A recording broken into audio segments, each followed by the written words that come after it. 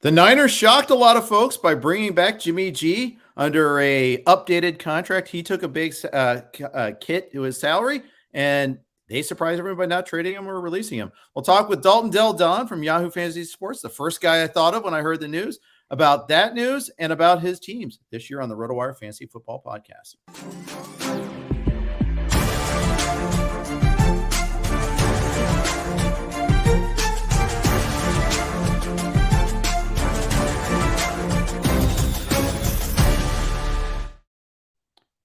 Welcome, everybody, to the RotoWire Fantasy Football Podcast. Jeff Erickson here with Dalton Del Don from Yahoo Fantasy Sports. Dalton, it was a big surprise on Monday when we found out that Jimmy G is not going to be playing his wares in Cleveland or Seattle or anywhere else. In fact, he is back with the team. He signed a deal that make him the richest backup quarterback in the league, or the most expensive quarterback in the league, backup quarterback in the league behind Trey Lance. Now, they kept him away from the team, and he wasn't even in in meetings or anything like that until he signed this deal. Shocking news. What was your reaction to it? As a 49ers fan, it makes a ton of sense. You want to add depth to not just the games, but the sport's most important position is quarterback. So I have no problem with depth. The other options were Nate Sudfeld, not Nate Studfeld, and literally Mr. Irrelevant was the last pick, Purdy. So yeah, they didn't do great in the preseason. I love Trey Lance. We'll get to that, but to say he's inexperienced would be an understatement. He has 3 starts since 2019, and forget that even. He suffered 2 injuries during his brief work last year: knee sprain and a broken finger. So this was not the plan all along, clearly, in San Francisco. Jimmy Garoppolo didn't even have the Niners playbook while he was throwing on the side. But because he delayed the surgery, this became more and more of an option. And it was like win-win for both. Garoppolo could still be traded midseason if a better opportunity arises for both sides of the party. But on the flip side, as a Trey Lance fantasy manager, would I prefer Jimmy G not return? Yes, this does, add a little bit of a concern there. But having said that, you could look at it in a positive way and say that I think his ADP is going to drop this weekend, if even just slightly, because of the Jimmy G re-signing. So there's the benefit of that, because if you pay attention, everything Shanahan's saying, it's Lance is the guy. One of the key parameters in negotiations, as just reported, was that Garoppolo's base pay be less than Lance. So you can galaxy brain this either way and say, oh, this is a red flag, Trey Lance, or Shanahan must not be sold. Conversely, you could say Shanahan is so confident that Lance can handle this that he's like, no problem, we'll bring in Jimmy for depth. Yeah, and Lance's ADP has been on a bit of a roller coaster. I mean, it was down a little bit earlier. There's talk about, arm strength issues in the summer, him not clicking with Ayuk. And then we saw him in the first couple preseason games. He actually looked okay. But then Thursday, we were doing the show from the sportsbook, watching the game as we're talking on air in Circa. And he was like 7 for 11 for 40 yards, put no points on the board against the Texans, despite having like Debo and other starters out there. The only thing they didn't have was Eli Mitchell out there, really. It was a little bit disappointing, to say the least.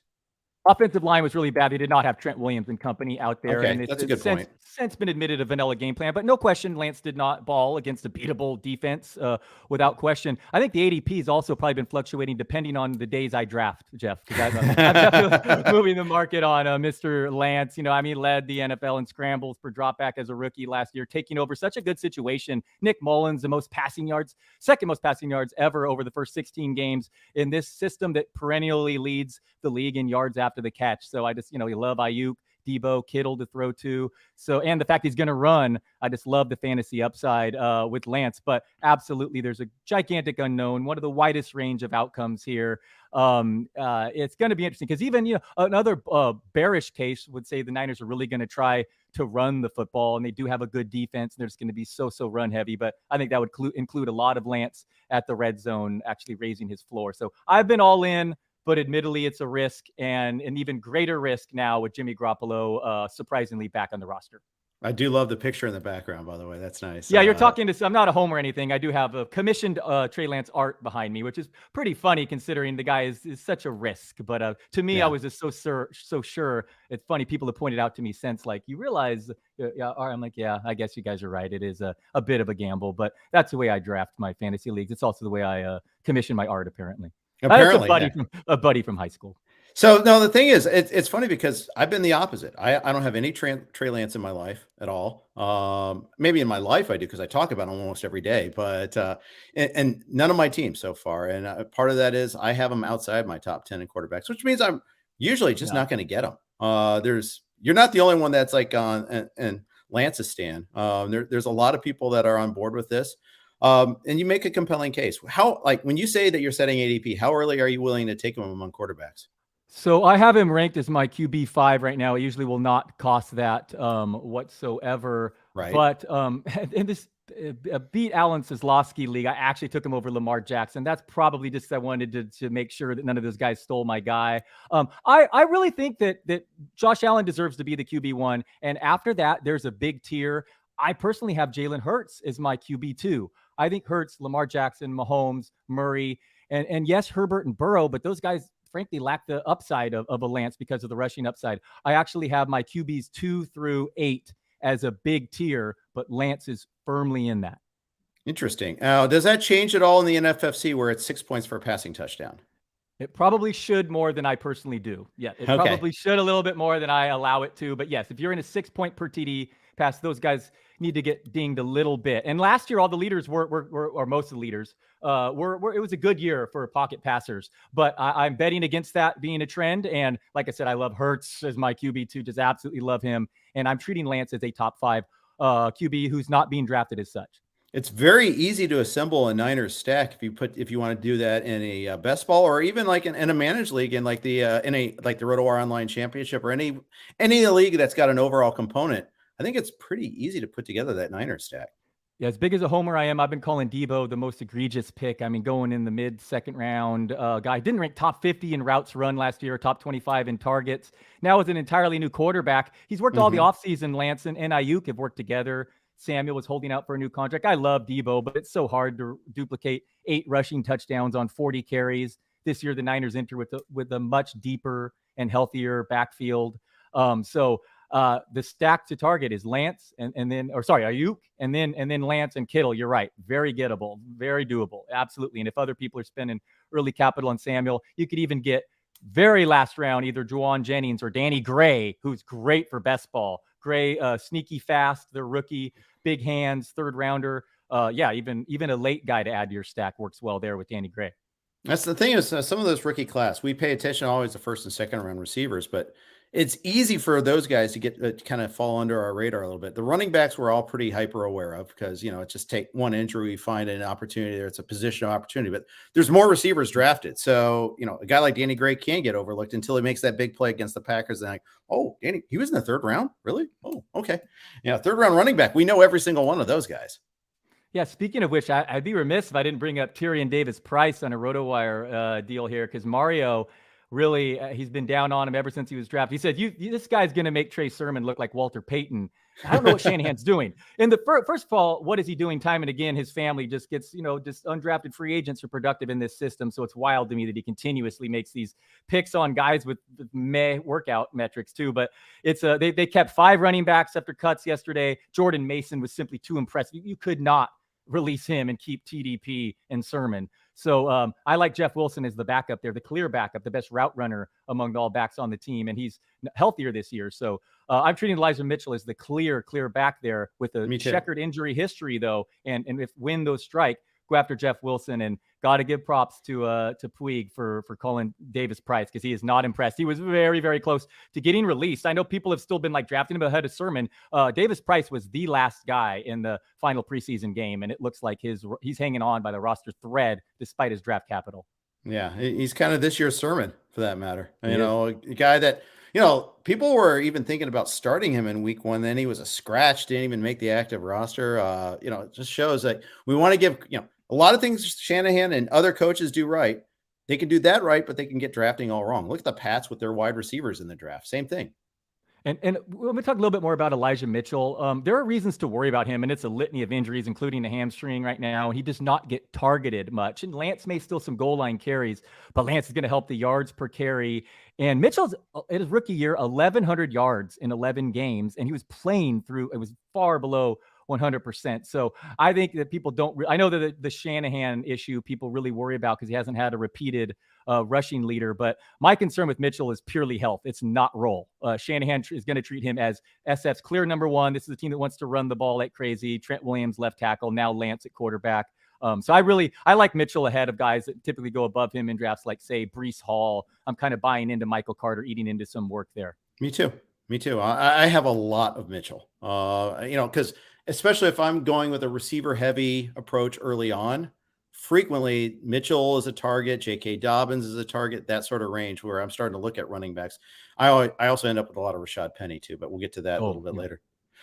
We got a Niners specific question. Julia asks, how's Lance's deep throw accuracy? Is Ayuk going to be the beneficiary of that? Well, I can't tell you anything guarantee about accuracy, but I will guarantee Ayuk will be the beneficiary. If you just look at the target percentage of areas of the field, Trey Lance is just night and day than Jimmy Garoppolo. Garoppolo rarely throws the ball 10 yards or farther down the field. Lance is typically in the 10 to 20 range and even more 20 beyond. So Ayuk I didn't even bring that up. Yeah, for all the other reasons I like Ayuk based on his ADP. One of the glaring ones is Trey Lance's arm and area of the field in which he attacks matches up far better with BA than it does Deebo Samuel. Interesting. So, I mean, it seems like do you have much Deebo at all? Any? No, zero. Wow. No. I've said this before. Maybe you think it's too much of a hot take, but I said I think it's about 50-50 Ayuk and Deebo's fantasy value this year. I think Ayuk's you have to project more targets for him. I just think he matches up better than Ayuk. And I haven't even talked about the long injury history that Samuel has, including a Jones fracture. So yeah, given the ADPs, to me, that's been the biggest slam dunk, but maybe I'm wrong. And I absolutely love Deebo, and he's awesome to watch after the catch, and he's doing things that very few humans could do in the NFC Championship game. But to me, factoring in ADP, it's been easy call Ayuk over Deebo for me throughout summer. Very good. Before we move on to the Niners, off the Niners and on to Dalton's draft strategies and that, quick note from our sponsors on the Blue Wire Network. All of our podcasts are on the Blue Wire Network. Thank you for your indulgence there. Dalton Del Don is my guest here from Yahoo Fantasy Sports. Dalton, he started with us. He's been a writer for RotoWire forever. He done multiple podcasts, XM shows, has been all that. Now he's full-time at Yahoo. He's been there for a long time. Actually, I should say now, but he's been full-time Yahoo for a long time. You guys are cranking out all sorts of good content. A couple of the things that caught my eye was one was like some of your favorite best bets of the year, that you're huge on the Vikings this year. Yeah, big difference in just coaching, to go from a defensive-minded coach that kept calling run plays, making it difficult on the offense, to a Rams coaching tree. And I think Green Bay does have a very good defense, but obviously lost Devontae Adams, have some question marks there. The Vikings would have gone 15-2 last year had they not allowed points in the final 2 minutes of halves. They had a lead of, I believe, 6 points or more in all but one game last year. So I think and a big coaching upgrade that should not be underestimated. And then loaded there with Jefferson. I think Kirk Cousins is totally fine. I mean, if Jimmy Garoppolo can be 10 minutes away from the 2 Super Bowls in the last few years, then Cousins can too. So yeah, I'm in on long shot Vikings, and my NFC previews coming out tomorrow. And I actually filed it like Sunday, and I had the Eagles winning the NFC. And by tomorrow, it's going to look stale. Everyone's picking the Eagles. It feels like they made some moves at cornerback. I'm like, dude, I promise you, I thought this well. So I like the Eagles and the Vikings, and I don't want to sound too much like a homer of my Niners, and this might be a transition year. I mean, admittedly, Lance is young, but let me tell you, I think the Bucs are super vulnerable with a 45-year-old checked out Brady with all those offensive line issues. And the Rams are already like openly admitting Super Bowl hangover, lost Andrew Whitworth. It's just so wide open in the NFC. So the Eagles loaded on offensive line and defense too. And I think the Vikings too. So that's been my long shot to win the Super Bowl this year. Is there some value in the division NFC West divisional bets with like the Niners vis-a-vis the Rams, or even Arizona? Yeah, I like the Niners to win that division. I'm going to project that even if I don't have them going far in the playoffs. But the one I've recently made a pretty decent sized bet for me was I'm still able to get the Eagles plus 130, same odds as the Cowboys to win the East. Same odds with losing Smith left tackle is going to be a major issue. I actually think I have the Eagles winning 2 more games, finishing like 11-6, and the Cowboys 9-8. It might even be bigger discrepancy. So division odds, I really like going in on the Eagles now if you can get plus money. I like that. And I know Eagles were for a long time at 9.5. I wonder if they're up to 10 yet, but at the Cowboys I like the long expense. shots. I like tying my money up 6 months and where you have to give a vig too for like the over-unders. I'm over that. I'm like, Lance is 50-1. I can't help myself. Barkley 50-1 in front of Ted Bell. I got limited betting on him to win the rushing title too. And I really like Barkley. Only a handful of guys could even capable of winning a rushing title. But yeah, I like the long shots more than I do like say over-unders. Yeah. So you mentioned the Bucks as a fade. I agree. I mean, I always start with the offensive line. It's such a big deal. I mean, you lose your starting center. That's a huge injury. The Cowboys losing Smith is huge. All you have to do for like Smith is look at, the games where he missed, where he missed last year. The offense was a shell of itself.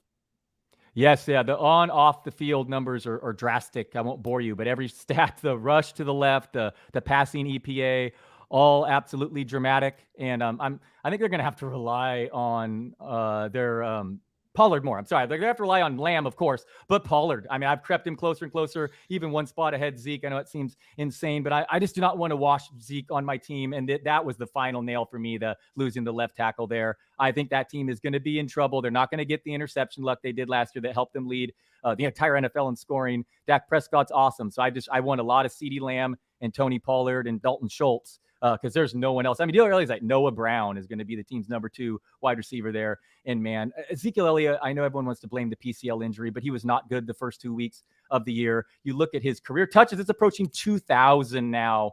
It's in the red. No thanks for me on Zeke. Yeah, sometimes it's not the age, it's the mileage. And that's definitely the case with him.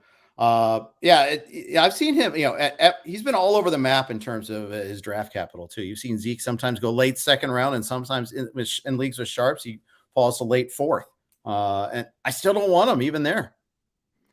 No, yeah, I know. I don't either. I know Alan will vehemently disagree with me. Yeah. In summer in one draft, the ADP was clearly Zeke, and I ended up taking Zeke over Elijah Mitchell, and I've regretted it ever since. Lost sleep ever since. Thought it was definitely a coward move there, and that's my only. You've got lists in your head just calling you a coward like that. Yeah, well, taking a guy like I'm telling you, there's just what do you think is going to be the winner? What the more likelihood of the winner of primetime this year having on their roster?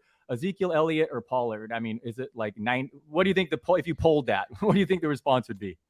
95% would say Pollard. See, the thing is, I think Pollard's got some serious potential to be that. Oh, what happened? That whole efficiency goes way down once he's the guy. Kind of similar to like when we've seen top backups get that chance because they're no longer hitting. They're no longer in hitters counts. They're now having to get all those tough between the tackles carries when the defenders are fresh.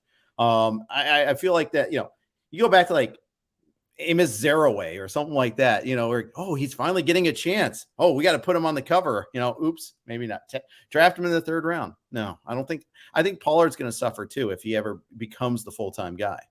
Totally fair counter. I'm more down on Zeke than I am on Paul. I actually don't even have Pollard anywhere. Yeah. So yeah, it's more so me avoiding Zeke, but that is a fair assessment, especially since I can't have it both ways. I mean, that loss of left tackle may result in more dump offs to Pollard, but it ain't going to help him running the football. So it'll hurt him as well. Yeah. I think so too. Jalen Tolbert, like him at all? I do. You've heard mixed reports, but Gallup's not going to be ready or be even close to 100% anytime soon. James Washington. So there was this report earlier that said that Tolbert's starting, but if you actually read the article, it meant in 3 wide receiver sets, and Washington was locked in the number 2. So I was getting Washington rounds later, but unfortunately he suffered a season-ending injury. And like I said, Noah Brown is projected to be the number 2 week 1. I think, Tolbert, you got to draft him. He's, not cheap in NFFC leagues, going round 10 around there. And I get it. Him and Romeo Doubs in good situations with Hall of Fame type quarterbacks with very little target competition. So Tolbert and Doubs absolutely have no problem with. You might have to be patient because even like Justin Jefferson, didn't start his first 2 years. So just remember that. And leagues like NFFC at least have deep benches, but just have some patience with these rookie receivers. But there are a few. I mean, Wan'Dale Robinson. Right. I mean, if a guy Tony can't stay healthy, he might immediately have a big role too. So there are quite a few rookie receivers. And then KC, Sky Moore may not have a big role right away, but by the end of the year, he may be the top ranked Chiefs receiver too. So there's so many interesting rookie wideouts this year. Yeah. And I love me some Chris Olave. That's my first receiver that I take from this rookie class. Take him over Drake London, take him over Wilson or anybody, and certainly over, over pretty much everyone. Pickens is the guy that's got so much helium. I finally got him in a couple drafts, but I'm not going crazy to go for Pickens because I still think Claypool still exists. I still think he's going to be the guy that is going to have, benefit a little bit more for some downfield throws too, even. So I think that I'm probably pumping the brakes a little on Pickens. Okay, I'm in on Pickens. I buy the hype there, and I will push back on this one. So I love the Drake London actually above Olave, who's reported going into the year even behind Marquez Callaway. I don't care too much about that, but if Michael Thomas's injury isn't serious, kind of worry about Jarvis Landry. He's just been a target hog his whole career. He's only 29, so it's another mouth to feed there. Whereas in Atlanta, suddenly Mariota's looking good downfield, and there is no one there other than Pitts, including no running back on the roster. Now, I don't love Drake London missing time with this injury, but all like the DraftNet guys, Sean Siegels of the world, are like in on him big time. So I've really been loving the Drake and moving London up my draft board. So I go Olave London as my top two, clearly ahead of Wilson and Pickens and others. Oh, Garrett Wilson. What is the upside there behind a worst quarterback situation in the league, arguably, and behind an alpha Elijah Moore and Berrios in the slot, and Corey Davis gets targets too. I don't get the Garrett Wilson one. I don't have as a top like 80 receiver. Yeah, and I get it there. I mean, there's so many things that are pointing wrong for that there. Even in Dynasty, though, I mean, like those are my top two that I like there. And Dynasty, I mean, it's harder and harder to draft for Dynasty because, it's not like, unlike baseball where you're kind of guaranteed that time. 2-3 years down the line is a long time. Lots changes. I know players are moving more and more too. I know. Yeah. Dynasty's super fun, but I love it. Yeah, I know. Yeah. Things have changed. Wasn't Juju the number one Dynasty pick 2-3 years ago? I mean, things do something like that because they aged a level and all that. Yeah. Sure. Now I think it's Pitts, but no argument here, sir. I moved him above Kelsey recently. Did you really for this year? For this year, because I just told myself I would be shocked if Kelsey's ranked or drafted ahead of Pitts next year. So let's just get ahead of the curve here. His yards per route run drop without Tyreek Hill. You look at his snap percentage in the preseason. Maybe it's nothing, but if it has correlated to regular season in the past, and it looks like a declining player about to turn 33 years old. They brought in Juju to play the slot. Yes, they lost Hill, but his production has gone down without Hill, and they brought in other mouths too there. So, I mean, Kyle Pitts they got Mariota, a quarterback now who attacks a different level of the field. Matt Ryan was fine last year, but he did not throw it downfield. Way better fit for Pitts now. I do worry about a rookie quarterback in the fantasy playoffs, but this is one of 7 players in NFL history to record 1,000 yards before 22, and he's the first tight end. He doesn't even play tight end. You look at all the nerd stats, the yards per route run, wheels up on Pitts. Let's just do it. I couldn't live with myself drafting Travis Kelce over Pitts. Interesting. So I'm doing the prime time on Saturday. I've got the 3 slot, which means I have the 22 and the 34 also. I don't think Pitts gets to 34. Would you plunk down for him at 22? Yeah, you're right. He's not. It looks like I always look up the last two days of ADP on that, and he's going 28-ish. And I would consider it strongly. Absolutely, I love Mark Andrews too. I would consider it strongly because you're not getting them, and you're probably behind all these running backs I like. I really love getting 2 of these running backs, and they might all be gone by then. So I absolutely would turn to Pitts over. I mean, I love Michael Pittman and these other guys, DJ Moore, AJ Brown, but Pitts plays tight end. I mean, they're like comparable. So I could see it. Yeah, absolutely. I want to talk more draft philosophy with you because, I mean, I think that's where you've made a big market, especially in the baseball world. I want to talk about it from a football perspective too. First, before we do that though, let's hear from one of our sponsors. Dynasty. Do you love, this is from our friends at Dynasty Owner. Do you love fantasy sports? Are you ready for a new challenge this year? Dynasty Owner is the new way to play fantasy football with real NFL salaries, adding the strategy of running an actual franchise. Dynasty Owner provides a unique and challenging experience that will test your skills as an owner and general manager. You will have complete control over your team's future. You can build through the draft, make trades, sign free agents, and manage your team's salary cap. Can you create a dynasty of champions? Sign up now at dynastyowner.com and use promo code ROTO5. That's ROTO5 to receive $5 off any new team. I'm here with Dalton Del Don of Yahoo Fantasy Sports.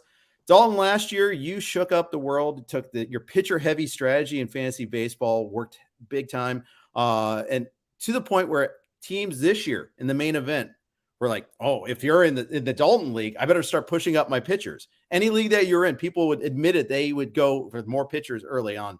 Do you have a similar philosophy with fantasy football drafts? First of all, I'd love to say I did not have the same success in baseball this year. The closers have been a big, big mistake going even in DCs for sure, without question. I can admit that. here without any hesitation.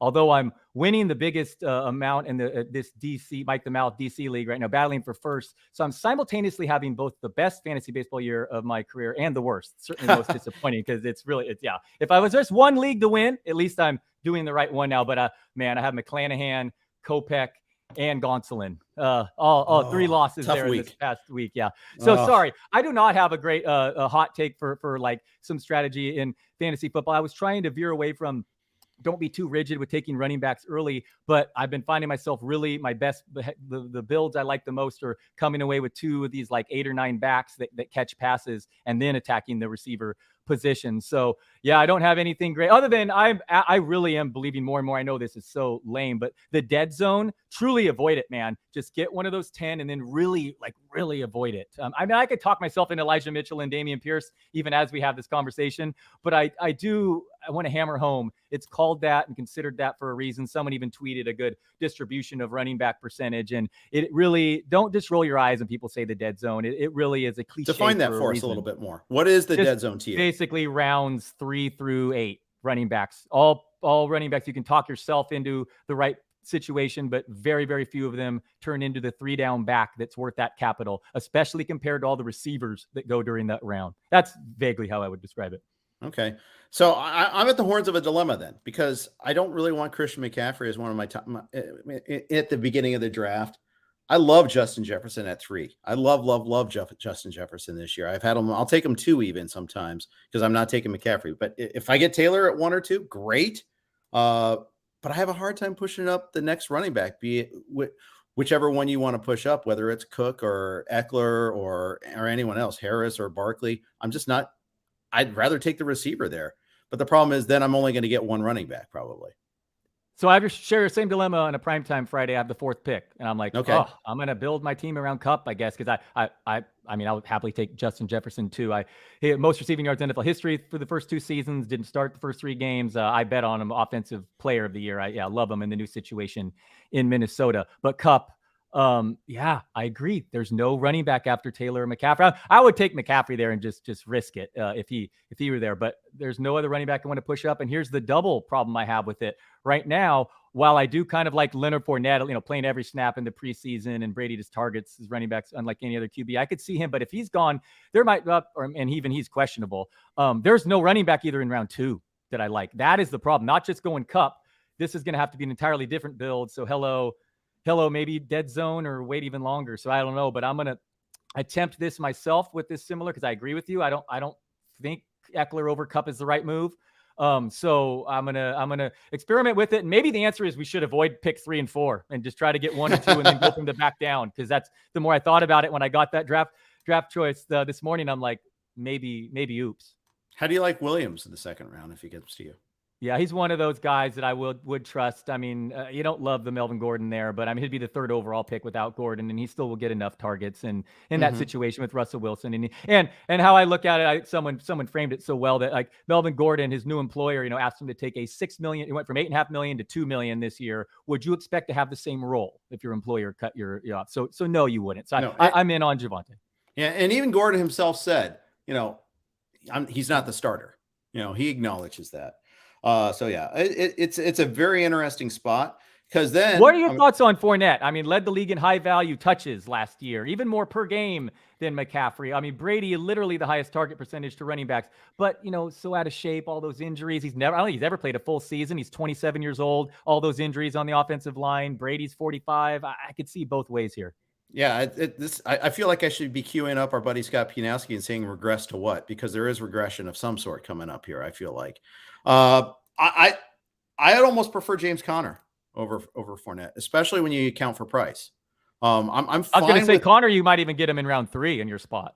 3 or even 4. That's the thing. I mean, ADP right now in the primetime only drafts is 39, which is exactly 4.3. So a range of 31 to 46 though. So he's all over the place. Yeah, so that is a possibility, especially if I go Jefferson Pitts, which I might, or if I go Jefferson and, if I don't get Williams in the 2nd round, it's Jefferson Pitts, Jefferson Kelsey, that's the sort of range you're looking at here, or Jefferson, AJ Brown, something of that nature there. Yeah, because you used to get Kamara, but they're all gone. Aaron Jones, Kamara. Yeah, I mean, if you don't like Fournette, which I can certainly understand, you're pivoting away from running back with your first 2 picks. And remember, it's 3rd round reversal. So you're not getting that 2-3 turn. It's 3-4 turn is what you're looking at then all of a sudden. So ETN's off the table then. Then you're looking at Nick Chubb is sitting at 34, by the way. I know he doesn't catch passes, but I mean, the elusiveness is still there. I mean, he's a good back. He just doesn't catch a lot of passes. That's the only, he's a great back with a great offensive line. And think of it this way. I mean, Deshaun Watson could be his quarterback during the fantasy playoffs. I mean, suddenly they go from a bad offense to a good one. I mean, that's just something to factor in. I don't have any much of Nick Chubb on my fantasy teams, but I totally agree that the ADP keeps falling to a point where he's going to become a value. I don't get Kareem Hunt in the 8th round personally. He didn't do that much the couple games. Chubb maybe had one good game, but there's also this impressive Jerome Ford there. And the third back, Dearness Johnson's good. Yep. Yeah. With the first 11 weeks, conversely, the first 11 weeks do have Brissett QB too. So I don't like the upside or the floor is Hunt in an 8th Plus this injury. I mean, I think it's the type of injury that comes back. He asked for like a pay raise and they laughed at him. Maybe everyone was just banking on a trade that is drafting him in the 8th round, but that's one of the curious ones for me. Every time Hunt goes in the 8th round, I'm always raising my eyebrow. Jason raises a good question too. How good is Watson going to be when he comes back? It's been almost 2 full seasons since he's played a game. It's a good point. I will say, I mean, Watson's disgusting for sure. The last time we saw him on the field, though, he was like the best player in football. Led the league in 8.9 YPA without DeAndre Hopkins and Bill O'Brien calling plays. So I mean, he was so fair good, counter. But 2 years is a long time, and he's in a different spot. Like Baker Mayfield's had to play 33% of his games in what Yahoo labeled windy conditions. I mean, Cleveland's a rough, not an ideal spot, and it's not like Cooper's that great of a one. So, I mean, that's a fair question. Anyone misses 2 full years of the NFL, very rarely do they come back and play the way they did before. I'm pretty sure Watson played one of those win games in Cleveland back when he was, back when he last played. And it was like one of the extreme win games, if I recall. Remember, there was 2 of them in the 2020 season. I'm pretty sure the Texans were one of them, and it was just a hideous game.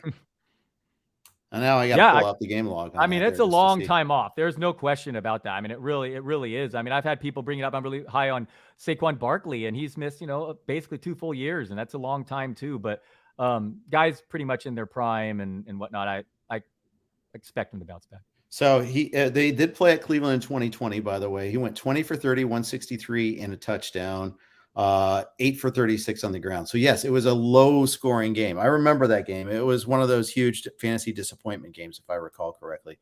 But you're right. Watson does have ridiculously high upside. Barkley has ridiculously high upside, and the floor is the ocean. So, I mean, it can go either way.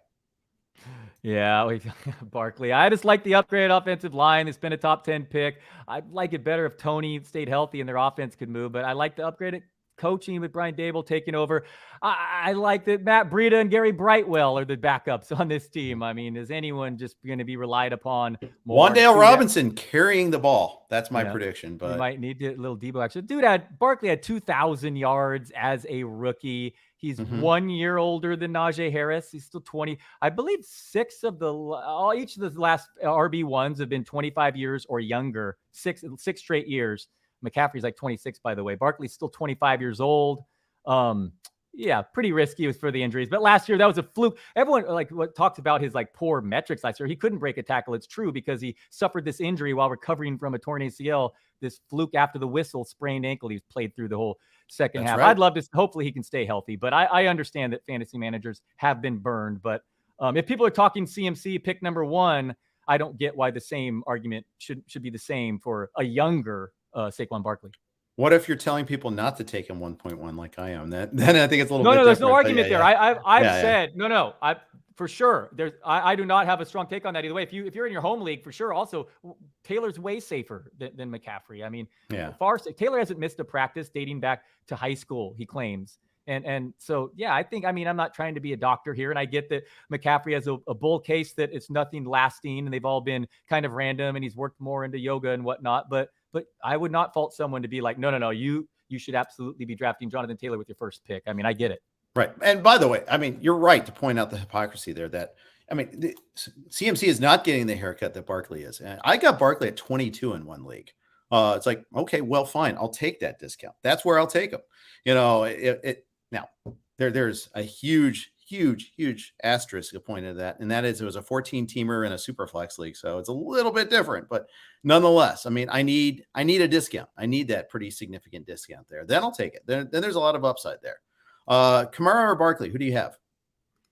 Barkley for me, but have these guys both ranked inside my top 5. I mean, you're going to be surprised. I have them both in my top 5. I'll take them both running backs or top 5 overall. Okay, running backs. Sorry, okay. Yeah, I'll take the 2 receivers. I was just going to ask you, is that a pivot for you at number 4? If is that a path? You're right. Sorry, my bad. Top 5. I'm just wondering, like, just curious to see if that's maybe a possibility there. So yeah, no, I'm still in on Kamara. I know some concern that Winston's like he targeted him that one game, kind of skewed the numbers, and historically has not targeted running backs nearly the same rate that Breeze did. And that Trevor Penny and their rookie left tackle taking over for Armstead went down. Don't love that. But that was the more I looked into New Orleans, they're still pretty strong on both sides of the ball. And Winston was like shockingly 4th in EPA per pass last year. And they have Olave, you said, Michael Thomas, and Landry. So I could see a pretty good schedule for that. Yeah, so I could see them actually being pretty good. And there's no other running. I mean, 32-year-old Mark Ingram, who I guess he's been getting more work than I give him credit for. But I could just see Kamara getting all the touches there and turning. He was like 1 year away from scoring 15 plus touchdowns. Yeah. I'm from, Jason said he's all in on Kamara. From what I understand, his court case has been pushed back. I don't think that's official, but yeah, I think that's the gist of it. The thing that was tiny concern for me was that preseason game. I hope it's not a harbinger for the future, but Ingram got the goal line carries in both instances there. And we have seen that movie before. That is a dynamic that's existed before too. I understand. Sorry, 16 rushing. So he's one season removed from scoring 21 touchdowns, Alvin Kamara. So he's pretty good at finding a nose. Oh, I think he's great. But yeah. I hear you. Maybe I'm underrating Mark Ingram. He's reportedly looked good, and he's been an issue in the past. But again, he's 32, not 30. So yeah. I think that's what I'm banking on. Ingram's kind of there like to absorb the pounding so that Kamara doesn't have to. That's the threat factor there. That's the way I look at it there. Yeah. We got one more piece of business to attend to. We'll keep on talking with Dalton after that. Daily fantasy football fans, your dreams are about to come true. Time of the same old player drafts and salary caps? Sick of losing to the Sharks and their little spreadsheets? Fed up always playing against the house? Well, the solution is here. Hall of Famer Daily Fantasy Sports. That's HOFR for Hall of Famer. On Hall of Famer, contests are always on your terms. Only fans create the contest and write the questions on Hall of Famer. Not only that, but they set the terms too, including the entry fee, number of prizes, players, and more. With over 12 different simple multiple choice gameplays, every fan can play and win their own way. So let your sports imagination run wild and rake in some serious dough in the process. Play for as low as $1 and bank up to a $50 bonus with your first deposit. Plus, earn $10 with every friend you refer. Make your name known in the fantasy sports world on the largest growing peer-to-peer sports marketplace. Download Hall of Famer. Again, that's HOFR. Today, it's the most versatile way to play. I'm Jeff Erickson here with Dalton Del Don. We're talking about some of our outlooks for this season, our draft strategies. So when in the leagues where you're not getting Trey Lance, there's another ADP setter there with you. What are you doing at quarterback? I am attacking that mid-rounds, coming away with a rushing quarterback. Hurts is my other guy, big time. Absolutely love him. I just think there is another level. People are underrating that he's played injured back-to-back seasons over the final year. Now, maybe that means he's going to always suffer some injury that's going to limit his ability, but I kind of look at it optimistically and say that you were looking at a lesser version of himself, and now A.J. Brown too. So I love him, but man, quarterback does remain deep. A couple other guys, Justin Fields, again, the cheat code with the rushing. But I've been moving up Trevor Lawrence into the tier, even the same tier as like Cousins, Prescott, Rodgers, Derek Carr right there. I'd rather Trevor Lawrence than Derek Carr. He can run. The more I look into last year, it's easy to say, well, they're going to get a coaching upgrade, addition by subtraction. But he ranked like 3rd in success rate and 6th in YPA on first downs in the first half. So, I mean, it could be a dramatic improvement. He threw 25% of his passes last year to Laquan Treadwell and who else was it? Who's that? The guy on Laviska Shenault. So yeah, I'm big on Grant, and then Grant got hurt. I mean, they were really digging the bottom of the barrel there, trying to find receivers, especially after Chark got hurt. You're right, and now he's got a new crew in there. It's not just Kirk, but it's also Zay Jones too. By the way, I like Christian Kirk a lot. I love him too. I land on him frequently in drafts. You look at his splits without Hopkins in Arizona; they're enticing. They would never move the receivers around, so they paid him like a top 5 wide receiver. So I really, really like him. He's been targeted like crazy in the preseason. So yeah, I mean, Lawrence was like this generational prospect who again, he can run to improve their receiving core, totally like Kirk. So I like him as a target. Yeah, real full off season. I agree. There's a lot to like, and he's still really affordable. I mean, that's the thing. You haven't seen too much helium with him. I wonder if that's going to be true this weekend in prime times. Someone has to be on him as a get your guy sort of thing. But currently, he's QB 16 in 14 primetime drafts so far. Behind Cousins, who we both kind of like also. Although, Cousins, you're getting zero scrambling. You're getting you realize that. But he's behind Carr, ahead of Tua, ahead of Fields. Do you like Tua or Fields at all?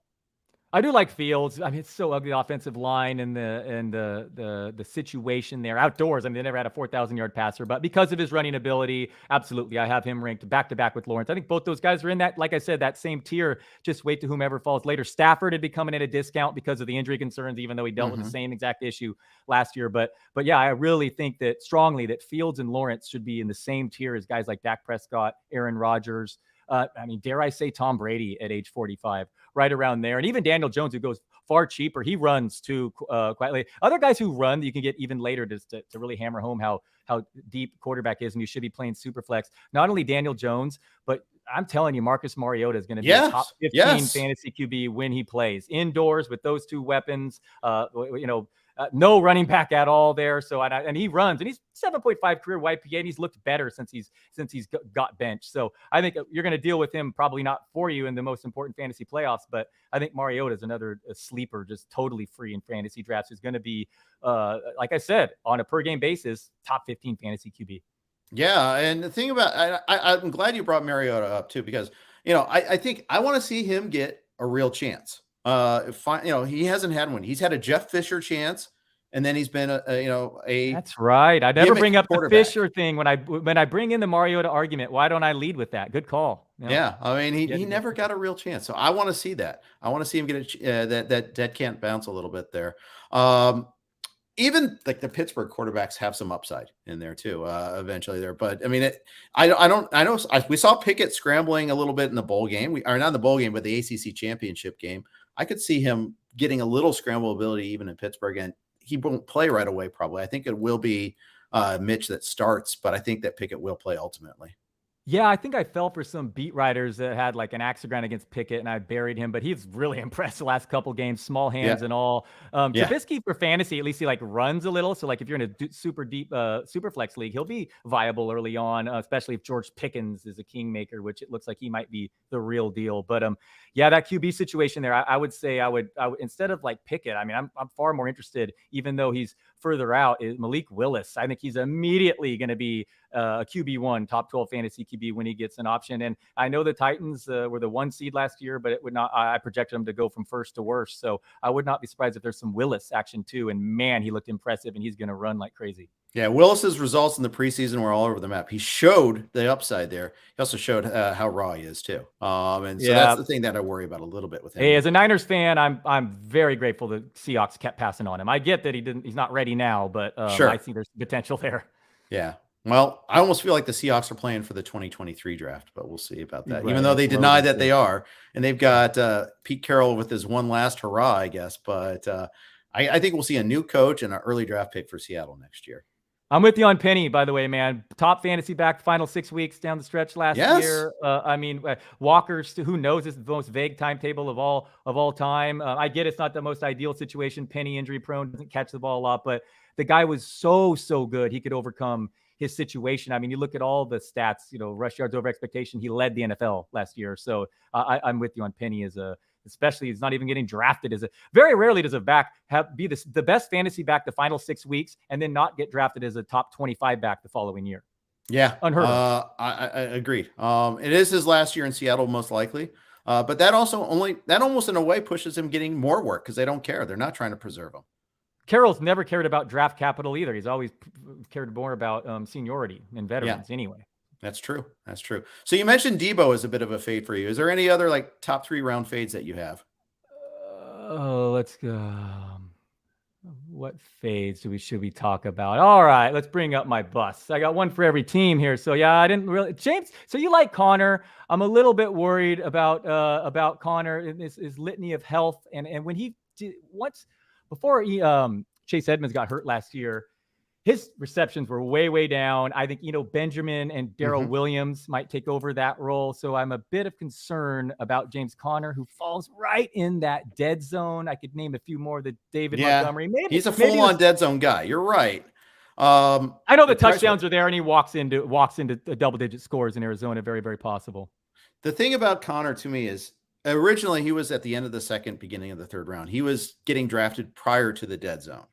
I think that the only thing that's changed since then is the price. I don't think anything's changed in his situation. I mean, Benjamin's looked good, sure, but Benjamin's always been there. Darrell Williams he's just a guy.